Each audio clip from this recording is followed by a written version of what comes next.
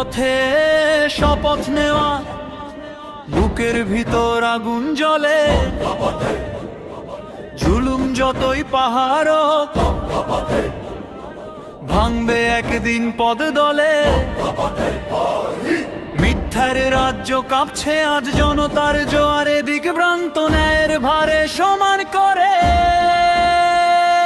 দাঁড়িপাল্লা সত্যের প্রমাণ, এই ময়দানে ডাক উঠেছে একই কণ্ঠ, একটাই কথা, ইনসাফের পথে চলবে দেশ, ভাঙবে জুলুমের সব বাধা।